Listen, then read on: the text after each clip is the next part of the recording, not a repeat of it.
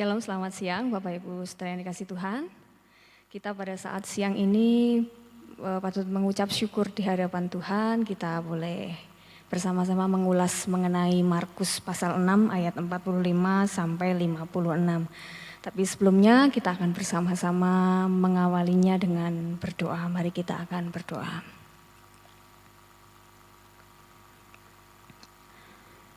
Kami bersyukur dan kami menyerahkan pada saat siang yang indah ini Tuhan, pembelajaran dan perenungan kami dan apa yang kami lihat melalui Markus pasal 6 ini. Tuhan, Engkau tolong kami, biarlah hikmat dan pengertian yang daripada Tuhanlah yang menuntun kami sehingga kami boleh dapat menangkap maksud Tuhan dan juga boleh melihat karyamu melalui nats yang akan kami baca bersama. Terima kasih, kami menyerahkan pendalaman Alkitab kami pada saat hari ini di dalam nama Yesus Kristus kami berdoa. Haleluya, amin.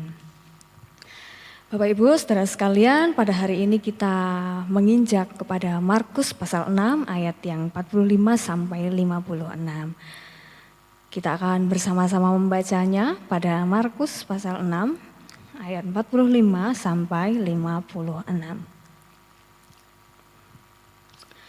Yesus berjalan di atas air. Sesudah itu Yesus segera memerintahkan murid-muridnya naik ke perahu dan berangkat lebih dulu ke seberang ke Betsaida. Sementara itu ia menyuruh orang banyak pulang. Setelah ia berpisah dari mereka, ia pergi ke bukit untuk berdoa. Ketika hari sudah malam, perahu itu sudah di tengah danau, sedang Yesus tinggal sendirian di darat. Ketika ia melihat betapa payahnya mereka mendayung karena angin sakal, maka kira-kira jam 3 malam ia datang kepada mereka berjalan di atas air dan ia hendak melewati mereka. Ketika mereka melihat dia berjalan di atas air, mereka mengira bahwa ia adalah hantu. Lalu mereka berteriak-teriak sebab mereka semua melihat dia dan mereka pun sangat terkejut. Tetapi segera ia berkata kepada mereka, "Tenanglah, aku ini, jangan takut." Lalu ia naik ke perahu mendapatkan mereka dan angin pun redalah. Mereka sangat tercengang dan bingung, sebab sesudah peristiwa roti itu, mereka belum juga mengerti dan hati mereka tetap degil. Ayat 53 sampai 56, Yesus menyembuhkan orang-orang sakit di Genesaret.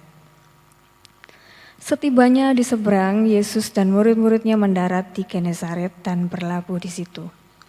Ketika mereka keluar dari perahu, orang segera mengenali Yesus.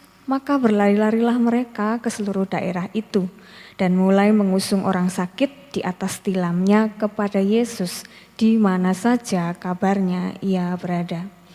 Kemanapun ia pergi, ke desa-desa, ke kota-kota atau ke kampung-kampung, orang meletakkan orang-orang sakit di pasar dan memohon kepadanya supaya mereka diperkenankan hanya menjamah jumbai jubahnya saja. Dan semua orang yang menjamahnya menjadi sembuh.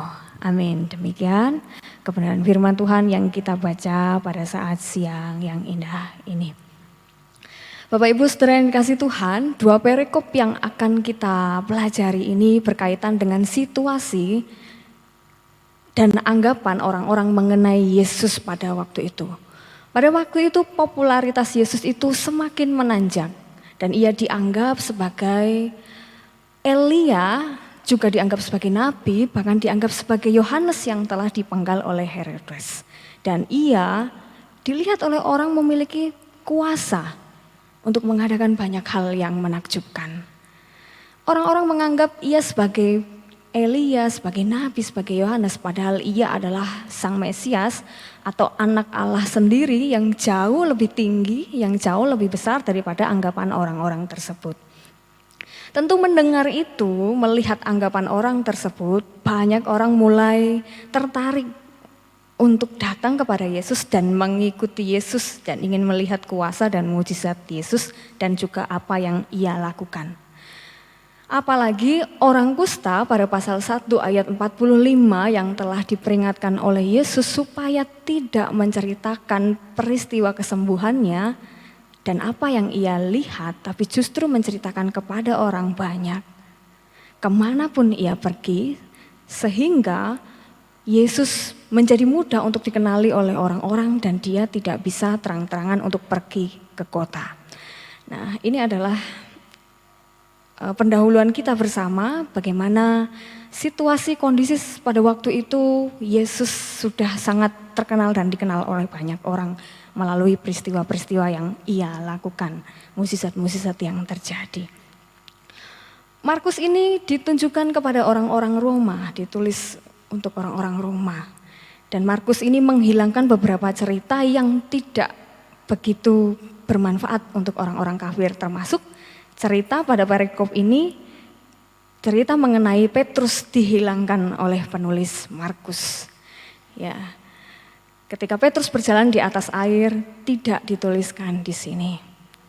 Karena Markus dalam perikop ini menekankan akan kuasa, akan otoritas Yesus sebagai anak Allah yang berkuasa atas alam, atas sifat manusia dan juga atas segala penyakit. Inilah yang ditekankan oleh Markus.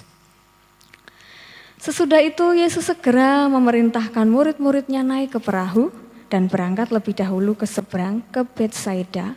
Sementara itu ia menyuruh orang banyak pulang.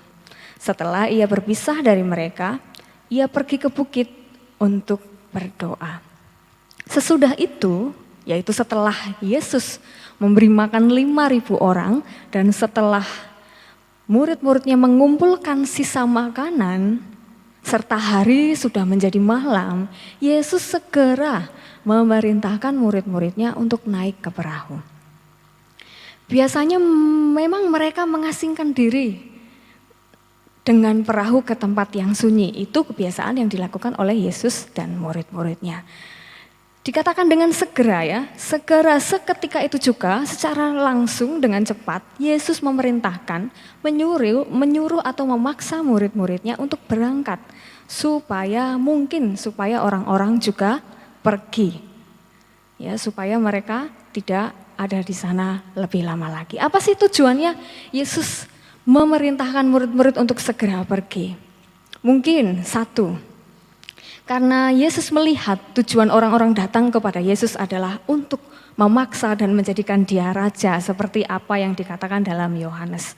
Sehingga dia dengan segera memerintahkan murid-muridnya untuk pergi dan juga orang-orang banyak. Atau karena hari sudah malam dan sudah saatnya orang-orang untuk beristirahat. Menarik karena dalam satu perikop yaitu hanya beberapa ayat Yesus mengatakan kata segera. Dikatakan kata segera di dalam ayat ini, bukan Yesus yang mengatakannya, tapi dikatakan segera, kata segera itu diucapkan 2 kali di sini. Ia memerintahkan murid-muridnya naik ke perahu. Perahu di sini mungkin adalah kapal layar, ya moda transportasi yang mengandalkan kekuatan angin pada waktu itu ya. Untuk naik ke perahu dan berangkat lebih dahulu ke seberang, mendahului Yesus. Apakah Yesus akan menyusul lewat jalur darat? Tidak dituliskan dan murid-murid juga entah mengapa tidak menanyakannya apa maksud Yesus memerintahkan muridnya mendahului dia. Karena tidak biasanya Yesus memerintahkan mereka mendahului, karena biasanya mereka akan pergi bersama untuk mengasingkan diri. Atau jika Yesus mengasingkan diri dari antara murid-muridnya tentu tidak sejauh jarak antara Betsaida dengan jarak tempat di mana Yesus memberi makan pada waktu itu.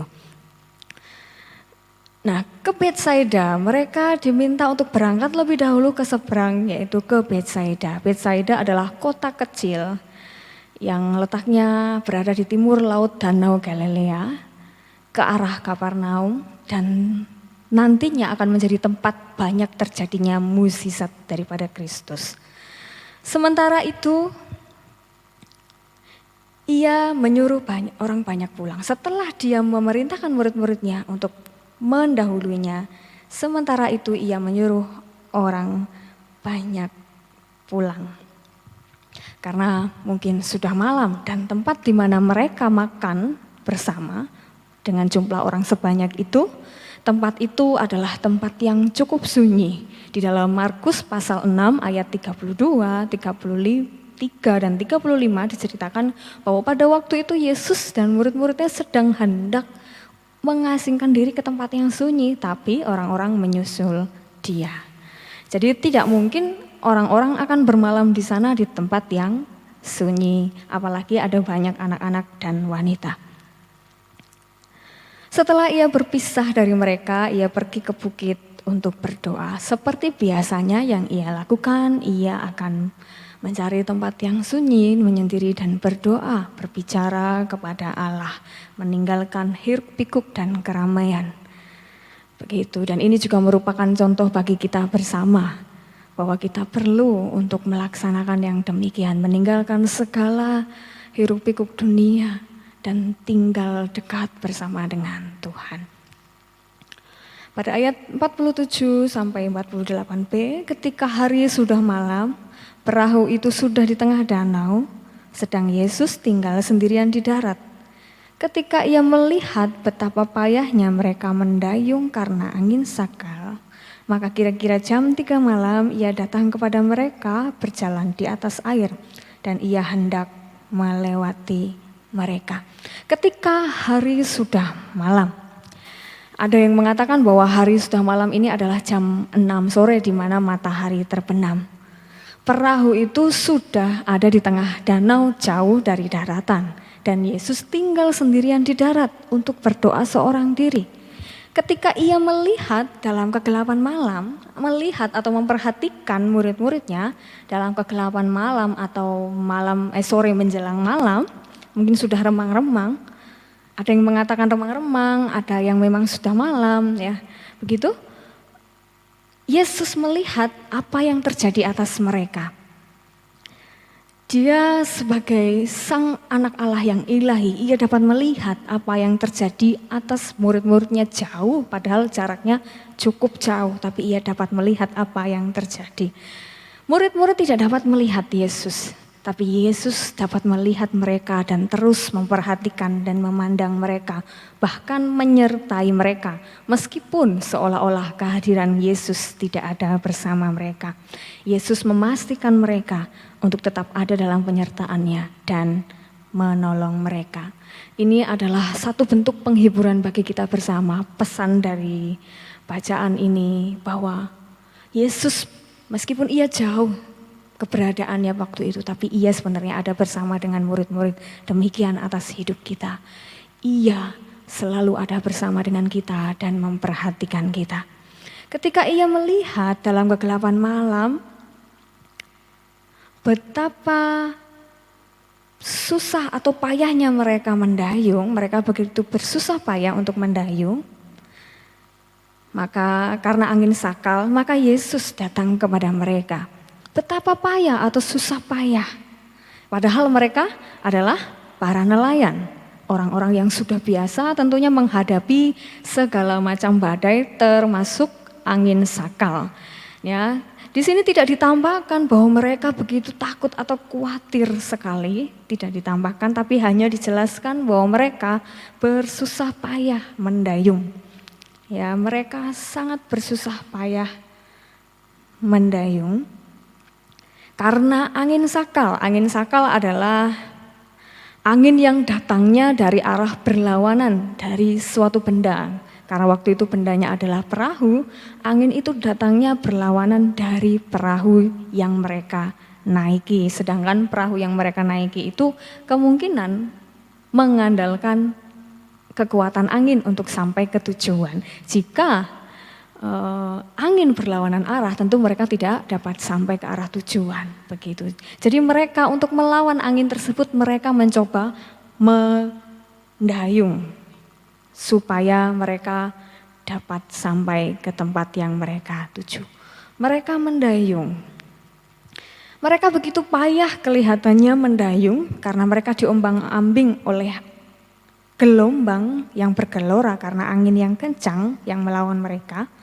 Mereka juga harus bersiap siaga, bekerja keras mendayung dengan susah payah dan berjuang melawan arus tersebut. Begitu. Dan ini adalah bentuk gambaran dari murid-murid nantinya ketika mereka diutus untuk mewartakan Injil Tuhan, bahwa mereka juga akan bersusah payah untuk melawan arus musuh yang mencoba melawan mereka. Mereka mungkin akan diombang-ambing, dianiaya, bahkan ditentang oleh banyak pihak. Sebab memberitakan Injil itu artinya melawan arus dunia. Itulah yang terjadi atas murid-murid pada waktu itu. Sebenarnya Yesus dengan kekuatan dan kuasa yang dimilikinya, ia dapat menolong mereka seketika itu juga dan dari jauh. Tanpa dilihat oleh murid-murid, tapi dia tidak melakukan dengan cara yang demikian. Tapi justru Yesus melakukannya dengan cara yang mempesona manusia, mempesona mata manusia. Maka kira-kira jam 3 malam ia datang kepada mereka berjalan di atas air dan ia hendak melewati mereka. Kira-kira jam 3 malam. Jadi murid-murid ini mungkin sudah cukup lama mendayung supaya mereka dapat melawan arus angin. Dan kira-kira jam 3 malam Yesus datang ya pada subuh. Dan waktu itu jarak mereka kira-kira sudah berada 2-3 mil jauhnya dari daratan. 1 mil itu sekitar 1855 meter atau kurang lebih kalau 2-3 mil ya 3 kilo sampai 5 kilo setengah lebih mereka sudah jaraknya dari daratan gitu. Dan Yesus datang sendiri kepada mereka, menemui mereka dalam kesusah payahan mereka mendayung. Walau mereka kepayahan dan seakan-akan tidak ada pertolongan di tengah-tengah danau yang mungkin sudah gelap, seperti seolah tidak ada pengharapan, tidak ada rumah, tidak ada orang-orang, tidak ada kapal yang besar yang membantu mereka, jarak penglihatan mereka menjadi pendek.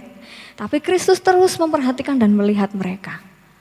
Dia datang tepat pada waktunya, pada waktu jaga malam yang keempat, yaitu antara jam 3 sampai jam 6 pagi. Ia berjalan di atas air. Yesus berjalan di atas air tanpa halangan atau rintangan. Ia berjalan di atas air meski air bergelora pada waktu itu. Ia tidak terhalang sedikit pun. Mengapa demikian? Sebab Yesus adalah anak Allah yang punya otoritas dan berdaulat atas alam. Ia datang kepada murid-murid untuk menolong mereka. Secara hukum alam, gaya gravitasi itu membuat manusia akan tenggelam ketika mereka berjalan di atas air. Tapi kalau kita lihat baru-baru ini di media sosial ada banyak orang mencoba belajar untuk berjalan di atas air dalam jarak lebar air yang cukup dekat. Mungkin sekitar 2-3 meter mereka akan berlari dengan cepat lalu berjalan bisa melalui air sampai kepada daratan. Itu dengan kecepatan yang tinggi. Juga beberapa alat-alat diciptakan dengan kecepatan tinggi supaya bisa berjalan di atas air. Tapi dengan jarak yang tidak jauh atau membutuhkan tenaga pendukung mungkin seperti BBM dan yang lainnya. Tapi Kristus adalah Tuhan, ia tidak terbatas kepada hukum alam yang dimana ketika ia berjalan di atas air ia akan tenggelam, dia tidak seperti itu. Apa yang Yesus lalui dan lewati jaraknya tidak pendek tapi sekitar 3-5 kilometer. Dia tidak berjalan dengan cara yang cepat seperti yang kita lihat di media sosial. Dia mungkin saja berjalan dengan tenang di atas gelombang air karena kuasa Yesus tidak terikat pada gaya gravitasi atau hukum alam. Tindakan yang Yesus lakukan ini sebenarnya memunculkan tanda tanya, tapi ini justru memperlihatkan kepada kita bahwa sejatinya ia ingin mengungkapkan siapa dirinya pada waktu itu kepada murid-muridnya dan juga pembaca Markus termasuk kita semua. Ia adalah anak Allah yang berdaulat atas semesta, atas alam ini dan juga atas segala sakit penyakit Ia adalah Sang Mesias, Sang Ilahi yang menjadi manusia, yang melaksanakan pekerjaannya di dunia. Dikatakan ia hendak melewati mereka. Ya, kata-kata ini cukup membingungkan kita semua karena dikatakan ia hendak melewati mereka. Apakah sebenarnya yang sedang Yesus lakukan? Apakah ia mau menolong atau ia ingin meninggalkan mereka? Ternyata maksud Yesus berjalan lurus seolah-olah tidak menghiraukan mereka atau mengabaikan mereka adalah tujuannya supaya mereka itu sadar bahwa mereka itu perlu Tuhan, perlu Yesus. Mereka perlu dan supaya mereka sadar untuk memanggil Yesus dan meminta pertolongannya. Bukankah demikian Allah atas kita, atas hidup kita? Ia seolah-olah melewati kita dalam segala kesukaran atau seolah-olah ia diam saja dan tidak melakukan sesuatu atas hidup kita. Membiarkan kita begitu saja supaya mungkin kita sadar bahwa kita ini bergantung kepada Tuhan. Yesus hendak melewati mereka atau dikatakan melintasi mereka, ingin lewat, berlalu seolah mengabaikan murid-murid.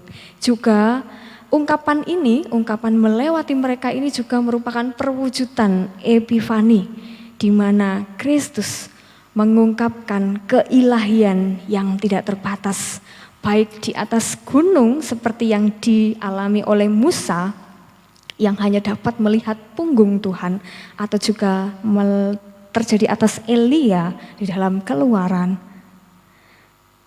Ini adalah perwujudan Epifani, ya, pengungkapan keilahian Tuhan atas gunung-gunung yang tinggi.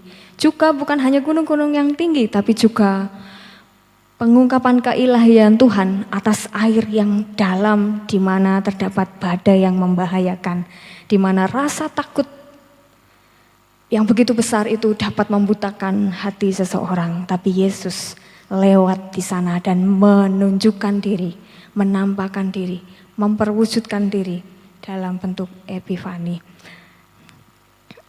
Murid-murid sejatinya pada kondisi waktu itu, mereka dalam hidup mereka bersama Yesus, mereka itu sejatinya lebih dari sekedar melihat punggung Allah. Kalau Musa hanya dapat melihat punggung Allah, tapi murid-murid jauh lebih besar kesempatannya untuk melihat Allah karena mereka melihat wajah Allah dalam rupa anaknya, yaitu Yesus Kristus yang memberi damai, ketenangan dan juga kelepasan. Ketika mereka melihat dia berjalan di atas air, mereka mengira bahwa ia adalah hantu, lalu mereka berteriak. Sebab mereka semua melihat dia dan mereka pun sangat terkejut.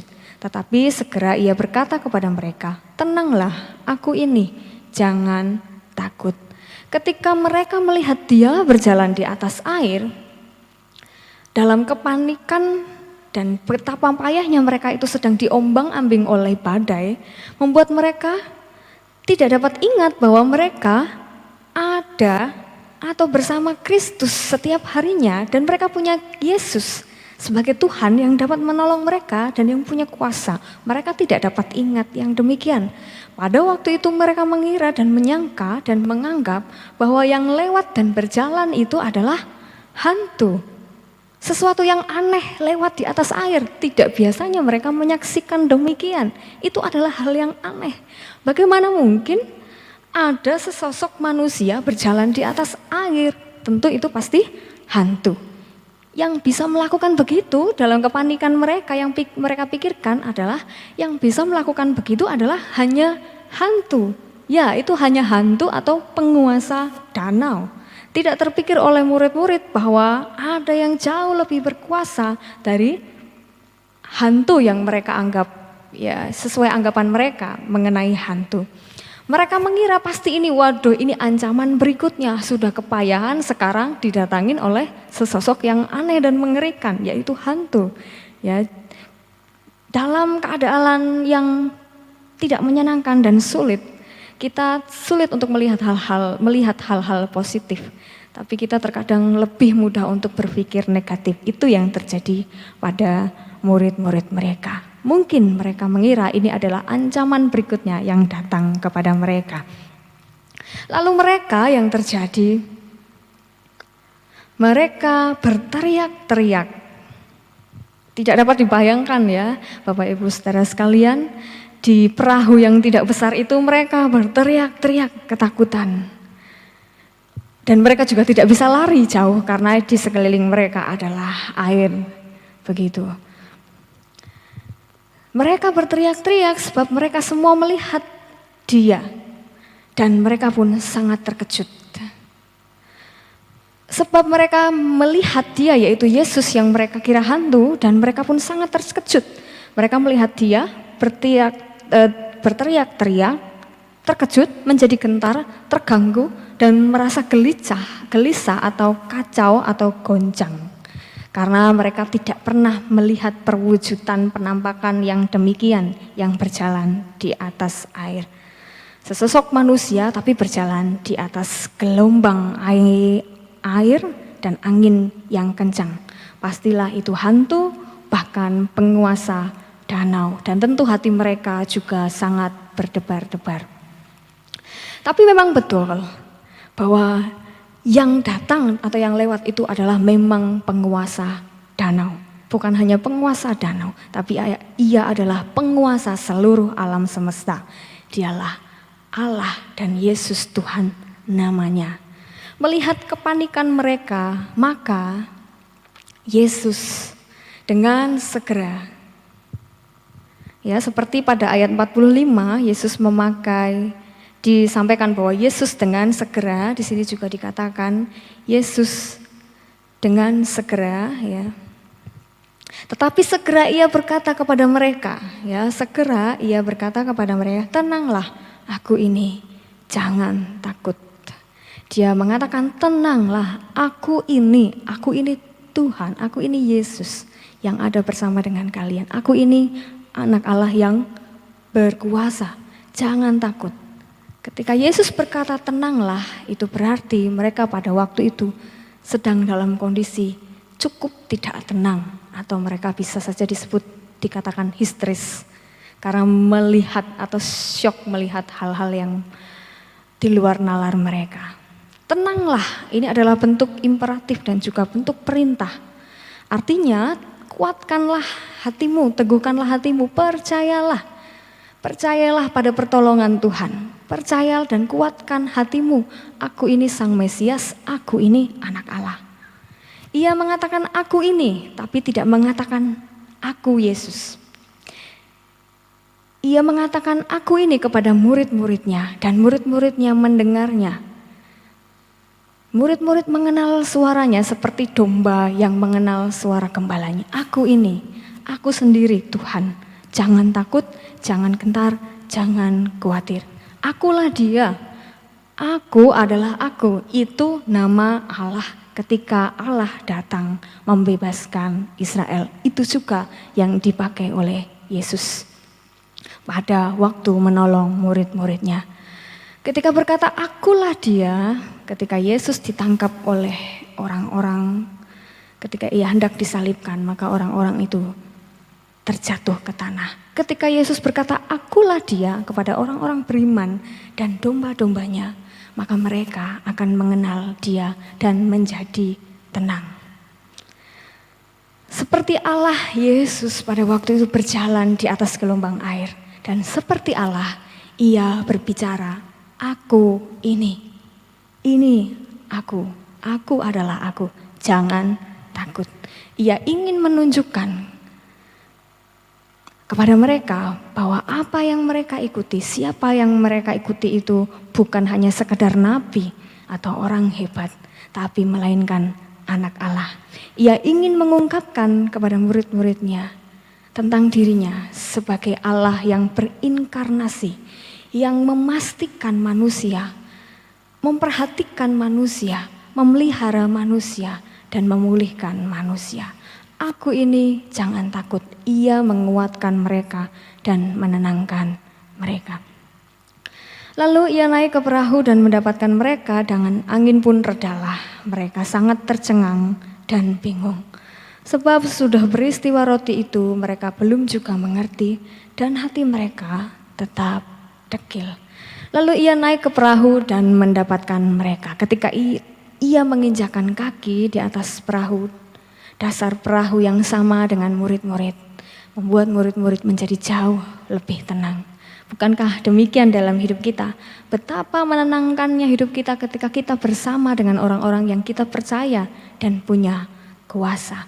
Bukankah jauh lebih menenangkan hidup kita ketika Allah, Tuhan itu ada bersama kita dan itu sudah Ia lakukan atas hidup kita.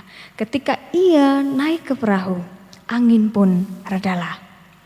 Ia tidak berbicara sedikit pun, tanpa perintah, tanpa komando sedikit pun, angin reda begitu saja dan berhenti seketika. Kehadirannya telah membuat alam bergeming. Hanya kehadirannya saja membuat alam bergeming, apalagi ketika Ia berfirman. Mereka pada waktu itu sangat tercengang dan takjub, tapi juga bingung. Tapi mereka ini tercengangnya lebih tercengang pada mukjizat yang terjadi, yang mereka lihat. Bukan tercengang karena Kristus ada bersama mereka, tapi mereka tercengangnya karena mukjizat yang terjadi atau yang mereka alami. Mereka begitu sangat bingung dan tercengang, seolah-olah mereka ini tidak pernah menyaksikan mukjizat-mukjizat yang Yesus lakukan sebelumnya. Seolah-olah mereka baru saja menyaksikan hal yang baru yang belum pernah mereka alami. Seolah-olah Kristus tidak pernah melakukan mukjizat sebelumnya di hadapan mereka. Mereka masih saja bingung dan belum mengerti bahwa Yesus yang bersama mereka adalah anak Allah. Mengapa mereka demikian? Atau mengapa mereka bingung? Sebab dikatakan ayat 52, sebab sesudah peristiwa roti itu mereka belum juga mengerti dan hati mereka tetap dekil.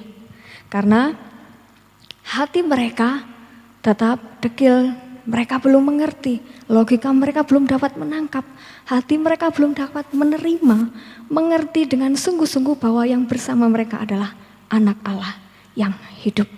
Padahal seharusnya kalau mereka dapat menangkap peristiwa-peristiwa yang mereka alami bersama Yesus dalam peristiwa pengusiran Belzebul, pengusiran setan orang Gerasa, angin ribut diredakan, Yesus menyembuhkan anak Yairus dan perempuan yang pendarahan, tentu mereka harusnya bisa menangkap bahwa yang bersama mereka adalah yang maha kuasa atau anak Allah yang berkuasa. Tentu mereka harusnya tidak lagi terkejut dan percaya bahwa Ia adalah Tuhan dan anak Allah. Mereka tidak dapat berpikir lagi dan hati mereka menjadi dekil. Markus mengungkapkan mereka, hati mereka dekil. Padahal ungkapan ini disematkan oleh Markus kepada orang-orang Farisi yang menolak Yesus berasal dari Allah. Tapi kali ini disandangkan kepada murid-murid Yesus. Mereka pada waktu itu bertindak seolah-olah seperti orang yang belum pernah melihat kuasa Yesus, yang baru saja menyaksikan kuasa Yesus. Mereka dianggap dekil karena mereka lambat untuk belajar. Logika mereka belum mengerti dan mereka belum punya pengertian yang benar mengenai pekerjaan Yesus. Sehingga mereka terkejut dan tercengang dan juga bingung. Bukankah demikian yang terjadi di dalam hidup kita? Kita mengaku percaya kepada Kristus. Kita mengaku Ia ada bersama dengan kita, tapi sejatinya kita belum mempercayai kuasa-Nya di dalam hidup kita. Kita belum mempercayai bahwa dalam segala hal Ia mampu menolong kita. Biarlah kita juga boleh belajar dari perikop ini bahwa Kristus, Tuhan ada terus bersama kita dan kita diminta untuk percaya dan tidak memiliki hati yang dekil. Pada perikop selanjutnya, Yesus menyembuhkan orang-orang sakit di Genesaret. Setibanya di seberang, Yesus dan murid-muridnya mendarat di Genesaret dan berlabuh di situ. Yesus dan murid-muridnya seharusnya pergi ke Betsaida. Tapi mereka tidak bisa ke sana pada waktu itu. Genesaret itu terletak antara Betsaida dan Kapernaum, ada di seberang barat Laut Galilea. Dan mereka berlabuh di sana. Sebelum Yesus bergabung, mereka ini kemungkinan sudah jauh tersesat karena angin sakal, sehingga mereka tidak mungkin lagi mendarat di Betsaida, sehingga mereka berlabuh ke Genesaret. Ketika mereka keluar dari perahu, orang segera mengenal Yesus, maka berlari-larilah mereka ke seluruh daerah itu dan mulai mengusung orang sakit di atas tilamnya kepada Yesus, di mana saja kabarnya ia berada. Ketika mereka keluar dari perahu, orang sangat menyambut mereka. Hal ini berbanding terbalik dengan peristiwa ketika Yesus berada di Nazaret, tempat asal Yesus. Orang-orang segera mengenal Yesus. Orang-orang Nazaret pun mengenal Yesus, tapi mengenal Yesus bukan sebagai anak Allah yang berkuasa. Mereka mengenal Yesus sebagai tukang kayu. Sedangkan orang-orang ini sudah tahu, mereka keluar dan mereka melihat Yesus, mengenali Yesus dan murid-muridnya bahwa ini adalah Yesus yang dibicarakan orang-orang yang dikatakan mampu menyembuhkan dan mengadakan banyak mukjizat. Orang segera mengenal Yesus. Meskipun mereka belum pernah bertemu. Mereka, orang-orang Genesaret ini sudah tahu Yesus. Sementara murid-murid yang biasanya bersama dengan Yesus, bahkan dalam peristiwa sakal itu mereka tidak mengenal siapa Yesus yang sesungguhnya. Tapi orang-orang ini segera tahu bahwa Yesus itu, segera mengenal bahwa Yesus ini adalah pribadi yang ilahi yang penuh kuasa. Mereka, orang-orang Genesaret, mengetahui pekerjaannya dan apa yang ia lakukan. Ialah sang penyembuh, sang pemulih. Dan ini sepertinya adalah kunjungan Yesus yang pertama dan kesempatan yang tidak ingin disia-siakan oleh orang-orang Genesaret. Maka berlari-larilah mereka ke seluruh daerah itu, kemana saja mereka pergi.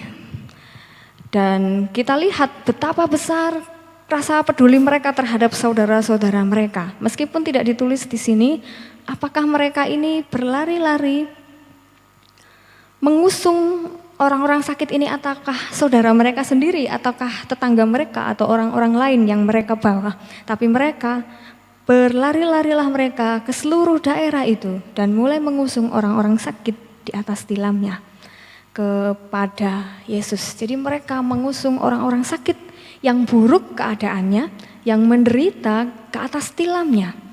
Membawa orang-orang yang benar-benar tidak berdaya, yang membutuhkan pertolongan orang lain, ke atas tempat tidurnya kepada Yesus. Di mana saja kabarnya Yesus berada, mereka membawa Yesus. Jadi kemanapun Yesus pergi, Yesus selalu dikerumuni oleh orang-orang sakit. Ialah Mesias, anak Allah yang memulihkan dan menenteramkan. Kemanapun ia pergi, ke desa-desa, ke kota-kota, atau ke kampung-kampung, orang meletakkan orang sakit di pasar dan memohon kepadanya supaya mereka diperkenankan hanya menjamah jubahnya saja. Ya, kemanapun ia pergi, orang-orang terus membawa orang-orang yang lemah dan yang sakit kepada Yesus dan memohon supaya dapat menjamah jubah Yesus. Dan mereka percaya dengan menjamah jubah Yesus, seperti berita yang mungkin mereka dengar mengenai peristiwa perempuan yang pendarahan 12 tahun, hanya dengan menjamah jubah Yesus. Dan mereka percaya mereka pasti disembuhkan, pasti mereka akan sembuh. Dan itu juga mereka minta, mereka mohonkan kepada Yesus supaya mereka diizinkan untuk menjamah jubah Yesus. Mungkin supaya mereka juga tidak mengganggu atau merepotkan Yesus, sebab banyaklah yang perlu disembuhkan pada waktu itu. Mereka hanya ingin menjamah jubah Yesus. Begitu besar iman mereka kepada Yesus. Mereka yakin bahwa Yesus itu sanggup menyembuhkan meski hanya jumbai jubahnya saja yang disentuh atau dijamah. Padahal mereka tidak dapat berbicara dengan Yesus atau menyertai Yesus atau bersama dengan Yesus. Namun rasa percaya mereka begitu amat besar.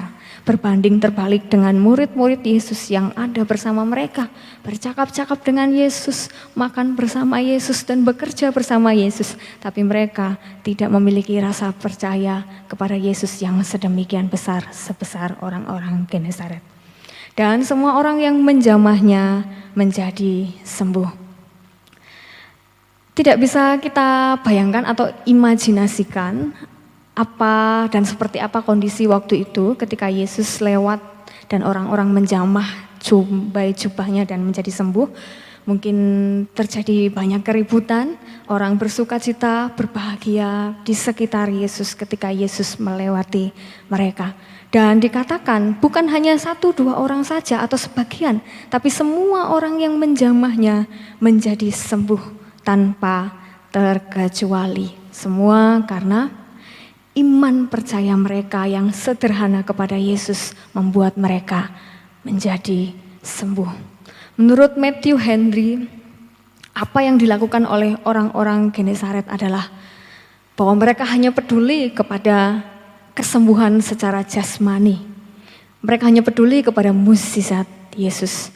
Tapi menurut saya secara pribadi, itu adalah bentuk iman yang sederhana yang dimiliki oleh orang-orang Genesaret. Bahwa kita melihat dari 2 perikop ini ada suatu penampakan yang kontras antara murid Yesus dengan orang-orang Genesaret. Murid Yesus yang selalu ada dan menyertai mereka. Mereka belum mengerti bahwa ia adalah anak Allah yang berkuasa dan punya otoritas baik atas manusia, atas alam dan atas penyakit. Dan atas segala badai dan kesulitan mereka belum dapat menangkap itu. Tapi orang-orang Genesaret dengan iman mereka yang sederhana, mereka dengan secara pasti tidak tersirat kebingungan di antara mereka seperti murid Yesus. Mereka dengan begitu yakin sepenuhnya dengan cepat sigap mereka berlari-lari membawa orang yang sakit untuk disembuhkan. Kalau bukan karena mereka percaya sungguh akan kuasa Yesus, mereka tentu tidak akan berlari-lari atau tidak akan takut Yesus segera pergi meninggalkan Genesaret dan beberapa orang tidak sempat disembuhkan. Tentu mereka sungguh punya iman percaya yang sungguh akan kuasa keilahian yang bersama Kristus. Di dalam peristiwa Genesaret memang tidak ditampakkan bahwa Yesus mengajar mereka. Apakah ini perlu atau tidak? Haruskah Yesus mengajar mereka? Ataukah mereka ini sudah yakin bahwa dia ini adalah Tuhan dan Mesias, anak Allah yang punya otoritas? Ataukah mereka memang hanya peduli pada kesehatan secara jasmani seperti yang diungkapkan oleh Matthew Henry? Dan mereka tidak peduli mengenai kerohanian mereka? Cukup membingungkan ya dari penjelasan ini. Tapi begitulah kita Bapak Ibu Saudara yang terkasih, bahwa kita terkadang hanya peduli kepada hal-hal jasmaniah dan hanya peduli kepada kesembuhan. Kita datang kepada Tuhan hanya untuk mencari kesembuhan. Kita percaya kepada Tuhan bukan karena ia anak Allah yang maha kuasa, tapi karena kita mencari kesembuhannya. Tapi Yesus memang pada kenyataannya tidak mengajar mereka. Saya mengajak kita semua untuk dapat melihat ke belakang pada kisah-kisah sebelumnya. Yesus memang tidak mengajar lebih dahulu kepada orang-orang yang sakit. Kalau kita melihat peristiwa-peristiwa sebelumnya, ia tidak mengajar lebih dahulu kepada orang-orang yang sakit, tapi ia langsung menyembuhkan mereka. Dan orang tersebut menjadi bersukacita dan mereka menjadi percaya dan juga ingin mengikuti Yesus pada beberapa peristiwa. Mungkin pada waktu itu sakit adalah sesuatu yang mendesak sehingga Tuhan mengizinkan mereka sembuh. Dan mungkin pada waktu itu dengan mereka disembuhkan, mereka menjadi percaya kepada Kristus. Dan yang lebih utama melalui peristiwa ini adalah mengenai iman percaya mereka. Kalau mereka tidak percaya kepada kuasa Kristus, yang menyembuhkan, kuasa ilahi yang bersama dia, tentu mereka tidak akan sembuh. Toh pada kenyataannya semua orang yang ada di sana disembuhkan hanya dengan menjamah jubah Yesus. Kesimpulan kita pada saat siang ini adalah Kristus yang adalah Mesias, yang adalah anak Allah yang ilahi. Ia terus memperhatikan kehidupan manusia, memberikan ketenangan, mendamaikan, dan memulihkan umatnya.